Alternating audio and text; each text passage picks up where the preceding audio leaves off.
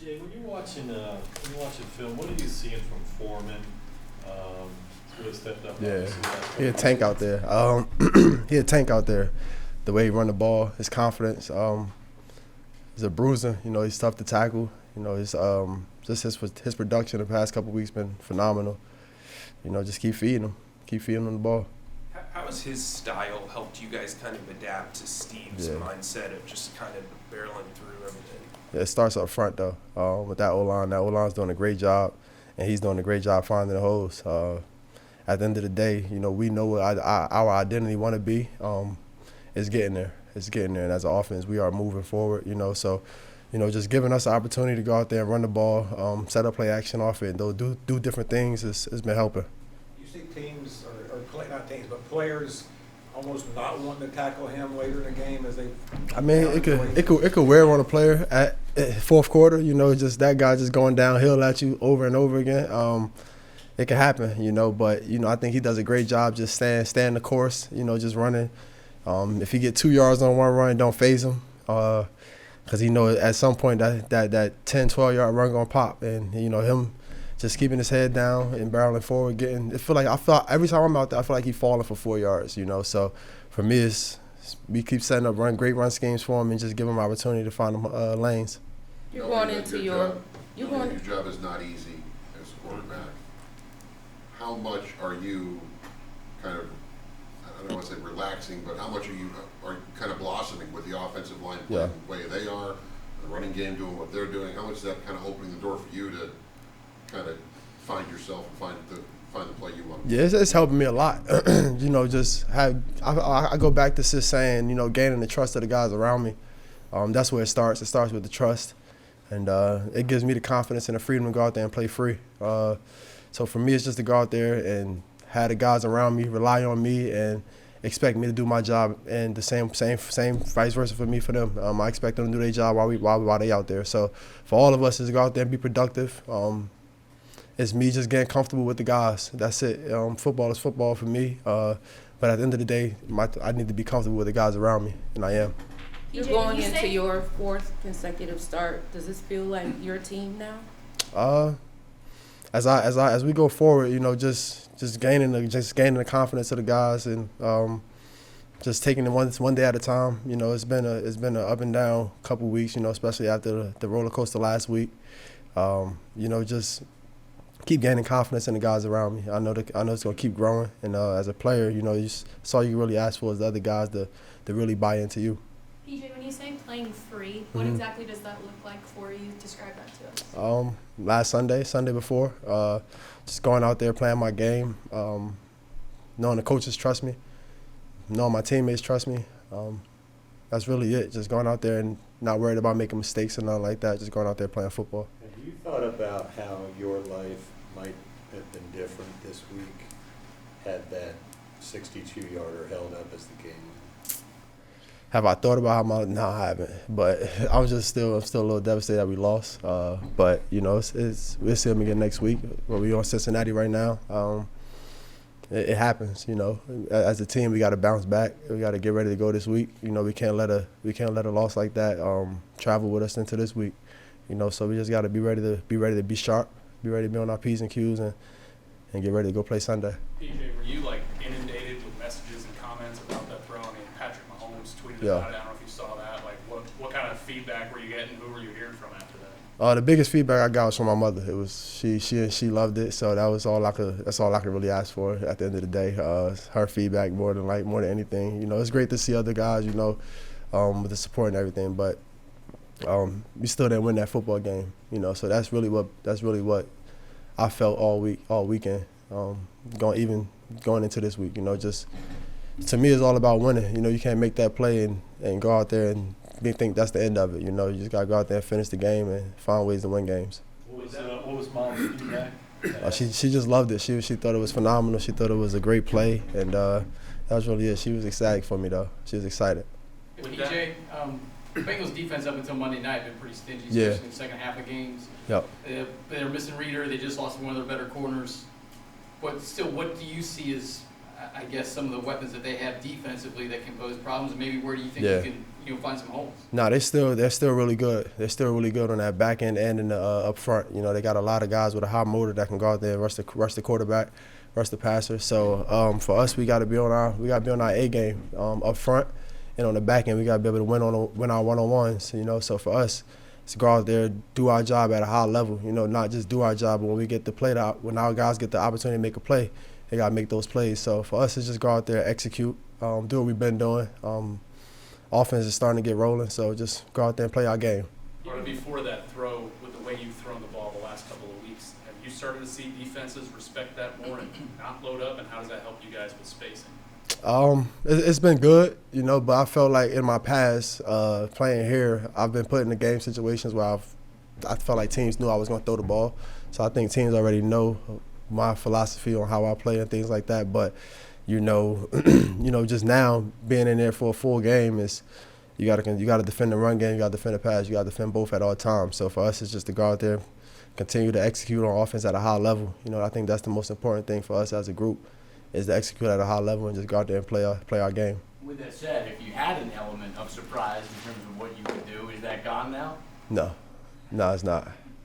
PJ, as you continue to have these consecutive starts, where do you feel like you've grown the most from the first game in LA to where you are now? My leadership role. I've always had a decent leadership role in the locker room, but I just think every week is growing, every week is expanding. You know, these guys starting to hear my voice a little more and more. So that's a good thing. You know, like I said, go back to having respect for the other guys in the locker room. For me, I think those guys that go out there and want to go to battle for me.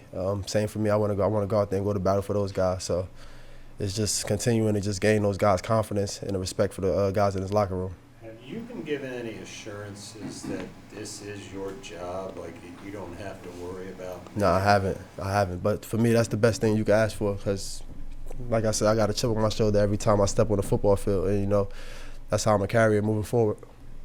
Ain't nothing. Go ahead. You've probably been asked this before, but what's the significance of number 11 for you? I wore it in high school.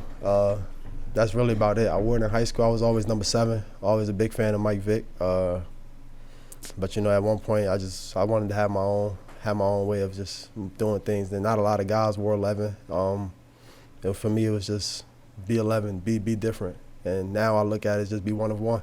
You know, so just go out there and do your job and handle your business, and everything will be okay.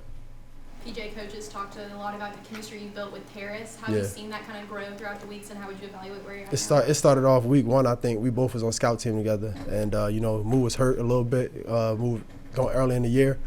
So for him to just be out there with me on scout team, getting those extra reps, even after practice. You know, he grabbed me after practice, I grabbed him after practice. We get more throws and more throws. Just building that chemistry, telling me what he like. He even meet me. You know, we here in the morning at times, you know, watching film. So just to have those one-on-one talks and sit-downs, it's just helping us figure out who each other are as players. And, you know, I'm just trying to figure out what he like on the football field. His snap count skyrocketed too, though. Yeah.